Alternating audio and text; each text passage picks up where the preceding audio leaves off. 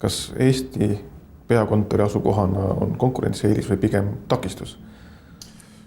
Ütleme nii, et peale 2009. aastat, kus ehitusturg on ikkagi järsult kukkunud ja kukkunud ja kukkunud, siis ma julgeksin küll öelda, et Eesti on igal juhul väga hea asukohaga riik, eriti ehitusettevõttele, ma leian, sest mida rohkem me läheme siit Eestist alla lõuna poole, Läti, Leedu ja meil on ju ka Ukrainas ikkagi siin aastaid, nüüd juba üle 10 aasta on tütarettevõte tegutsenud, siis ma arvan, et see põhiline eristumine ongi see, et kui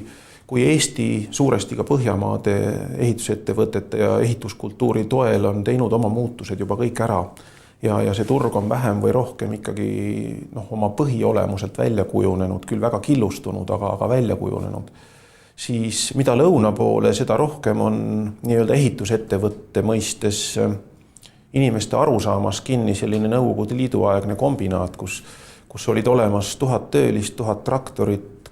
360 000 telliskivi, mörti ja kõike muud omal ja ehitusfirma on see, kes kõike seda meeletut ressurssi siis püsti hoiab ja kuhugi liigutab.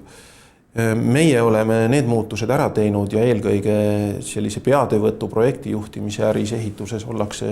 suuresti inseneriteaduse ja sellise ajupotentsiaali, arvuti kasutamise oskuse, logistikuoskustega ja kõik sellised ressursi liigutamised, mis puudutavad ehitusmaterjali ja paigaldust, ostetakse ikkagi väga suurtes osades sisse. Ja sinna poole on kõik need meist lõuna poole jäävate riikide ehitusturud vähem või rohkem alles teel. Ehk siis asukoha mõistes, ma usun, Eesti siin koha, kust õppida Põhjamaade ja siis ülejäänud turgude vahel on minu arvates hästi tasakaalustatud ja just see roll, kus sa näed nagu mõlemat poolt, nii plusse kui miinuseid ja võimalusi ja ohtusid. Igal juhul hea koht.